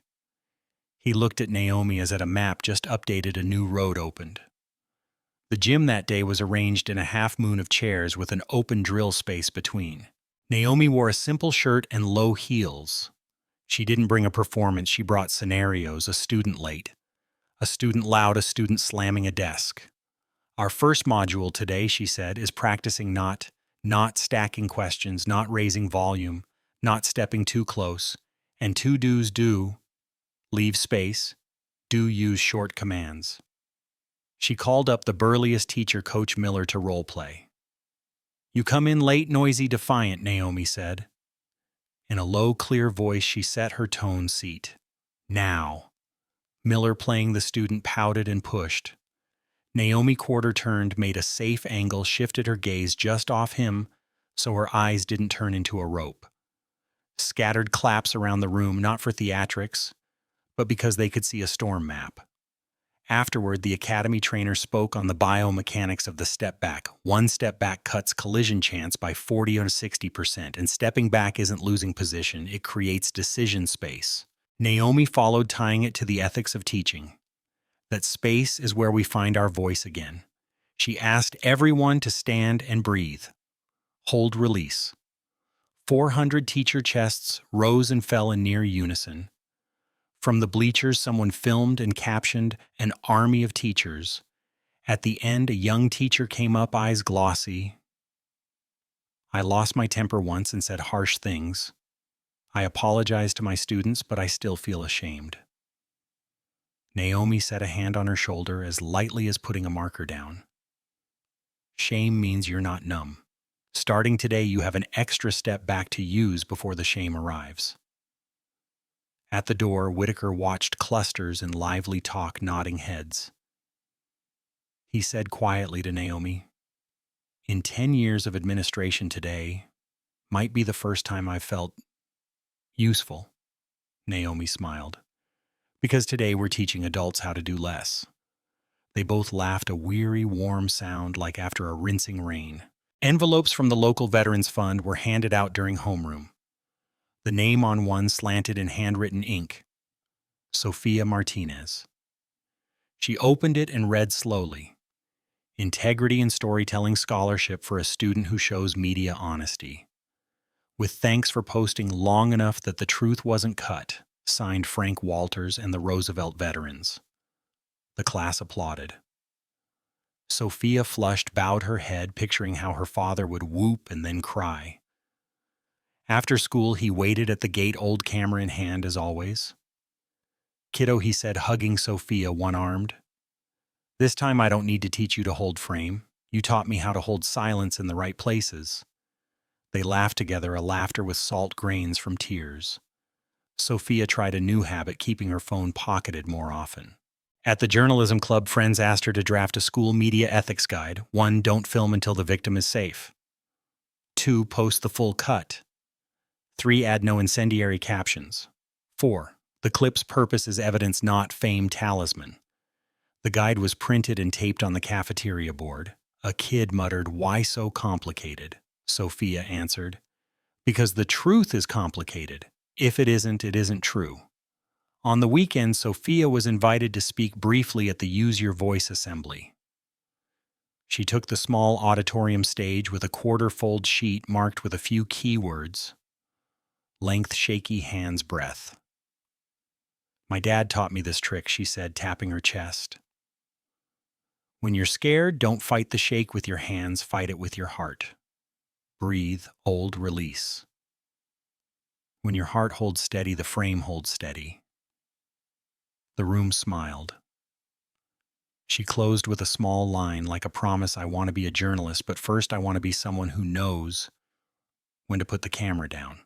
Applause rose and stopped at the right time, not drawn out to prove kindness. It was enough. After Naomi met Sophia in the hall. "You taught everyone a big lesson," Naomi said. "Not how to press record, but how to let go." Sophia grinned. "You taught me first." They didn't hug. They nodded and moved on, each carrying an invisible device voice. The optional uniform for community service was a light orange tee with community service on the back. Aiden wore it cap brim low with a trash bag and grabber in hand. Today's job: leaves and litter around the football field and park. The crew lead, Frank, a former ranger, gave terse instructions: pick up, sort, no jawing. Aiden bent and scooped a crushed soda can, dropped it into the recycle bag. Each clink of cans striking sounded like dull syllables. Along the field, a few Roosevelt students walked by. Some looked at him like a strange statue, some turned away. A boy he'd once blocked in the hall stopped. Aiden looked up. Their eyes met. His gut tightened. His hands sweated. "Hey," he said, voice steady and dry. "Sorry about that day." He didn't add but, or because. He didn't await applause. The boy nodded. His face didn't brighten, but eased. "Yeah," he said. "Don't do it again." Aiden, "Yeah." A four-word dialogue growing lighter in the air. On break, Frank sat beside Aiden on the steps and handed him a water bottle. They sat without talking for a while. "Wrist any better?" Frank asked, nodding at Aiden's right hand. Aiden rolled it. "Better." Frank nodded, stared out. "You know why being placed makes people mad?" Aiden looked at him. "Because it shows you're controlled. Because it exposes this you were charging into nothing." Frank said, voice low. "The one who places you down shows you. There's no target, only momentum. Learning to kill momentum is harder than throwing one more punch." He took a sip and tilted a half smile. Hard, but worth it. Aiden pulled a folded paper from his pocket, the letter he'd written in Dr. Porter's room. He read it again, saw his hand stumble in spots. "Do you think I should give this to her Ms. Carter?" he asked. "What do you want from giving it?" Frank asked back. "Honor, forgiveness, leniency." "No," Aiden answered light. Frank raised his brows. Aiden continued. "So, When I remember that scene, I don't see black. Frank tapped the back of his cap. Good. But remember, people don't owe you a clap. At day's end, Aiden stood beyond the school fence looking toward 214. He didn't go in. He slid the letter into an envelope and wrote, "To Ms. Carter." He handed it to the front office clerk, voice even, "Please, pass this along." Walking away, he wasn't floating. But the lead in the gray sky thinned. His shadow on the sidewalk lost its blur.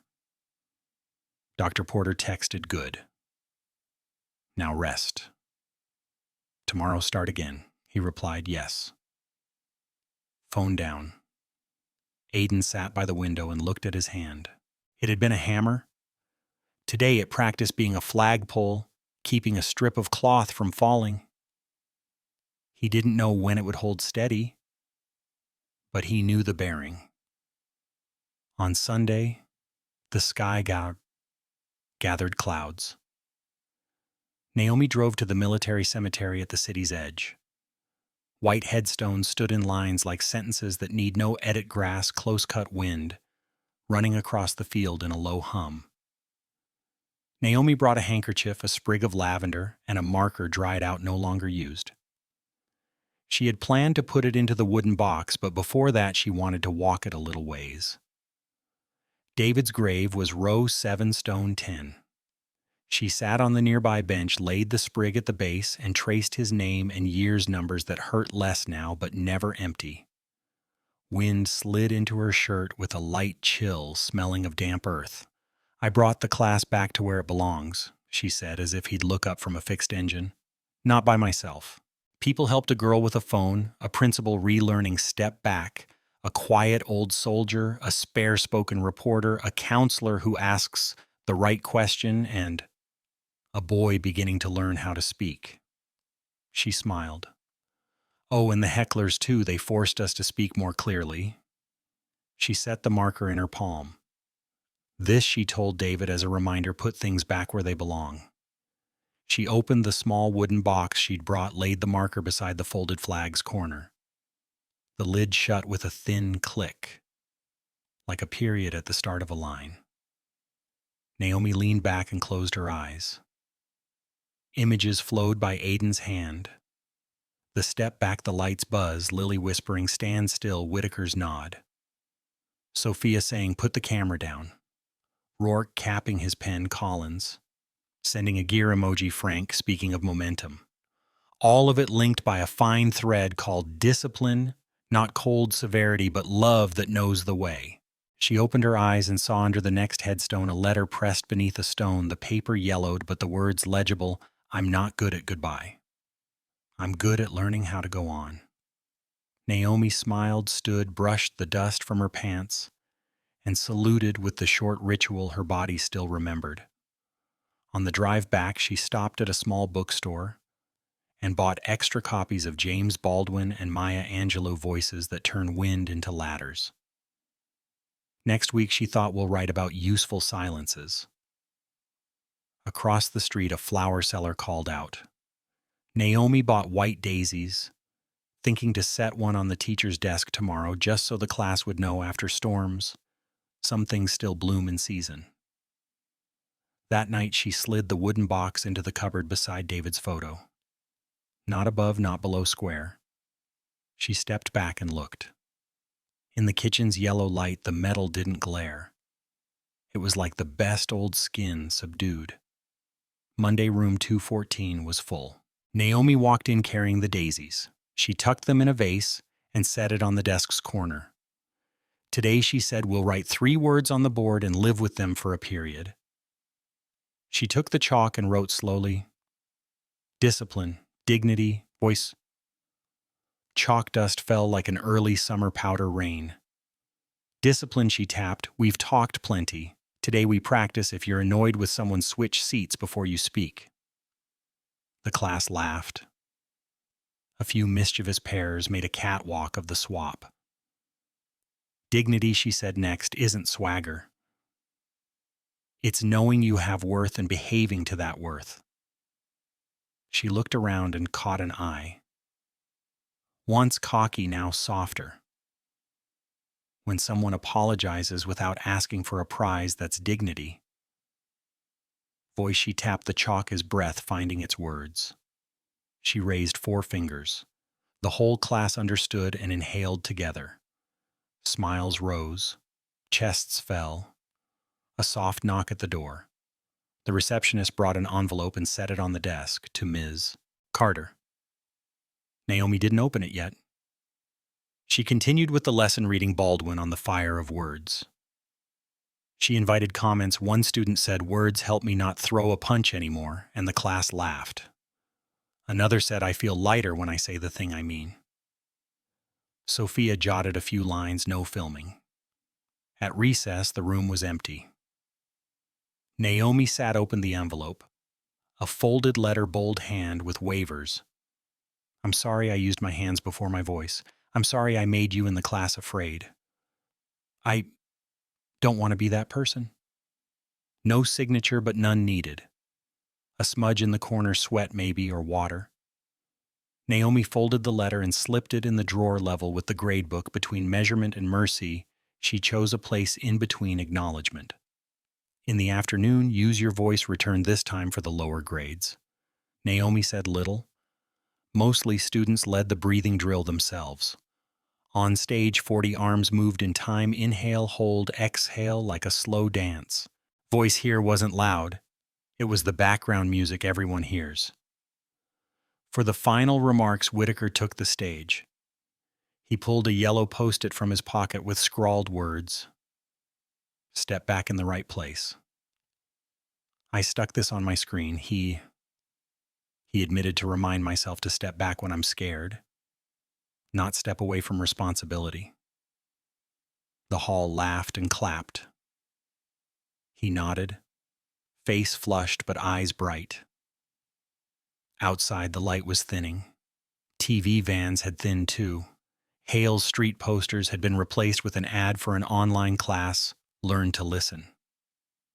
In the park, the vets sat on a bench sharing a thermos. Frank nodded at Naomi as she passed. They didn't stop to talk long. They'd said enough. Back in Rourke's office, a final print layout hung on the wall. Under the headline, he added in red pen, just for himself, a sentence he wouldn't run. "The story most worth telling is the one that helps people lower their voice." He capped his pen, killed the light, and stepped out. The city was loud, but he could hear the new spaces of quiet opening. That night, Naomi sat Lily beside her and played Tell 3 standstill moments from the day. Lily said, not fighting over a toy, not talking over mom's call, not sulking when the TV went off. Naomi said, not answering a snide email, not raising pitch with a heated parent, not rushing to correct when a student hadn't finished. They inhale, hold, exhale, and laughed when Lily miscounted. After Lily slept, Naomi went to the kitchen, opened the drawer, and touched the anonymous letter. She didn't plan to reply. In all the boy's words, "I don't want to be that person" was a door. Either he'd open it or leave it shut. All she could do was lay a mat before it, the lesson. She took the chalk and prepped a small board for tomorrow. Write about a time you placed instead of through. She set the chalk down snug to its groove. The fluorescent buzzed a soft once and went dark. She'd asked maintenance to swap the tube. Daylight still pooled in a kind of wordless music.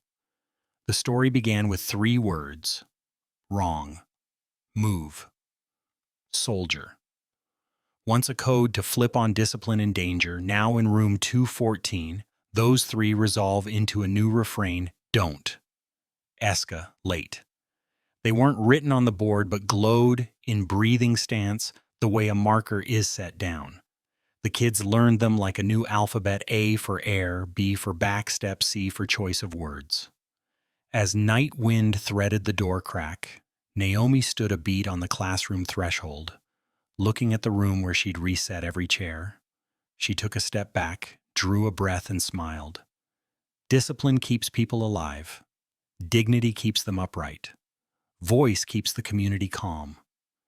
Somewhere out on the street, a distant car passed. In here, chalk settled as gently as stardust. Tomorrow, the kids would arrive carrying the small storms of youth. And this room, thanks to hands that had learned to place, would be calm enough for storms to pass without breaking what matters. In that way, the story steps out of the news and into a way of living. And that way of living without a senator's scaffolding stands straight on three quiet pillars: discipline, dignity, voice.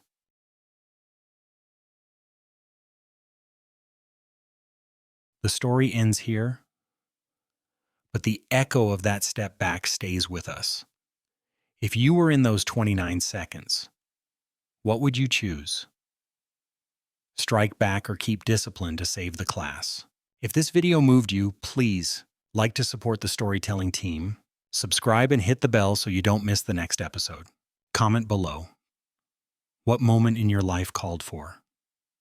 Breathe, backstep, choose. Share this video with a teacher or friend who needs to hear it. Next week, we'll tell another classroom story where a timely apology changed the course of an entire year. See you in the next video.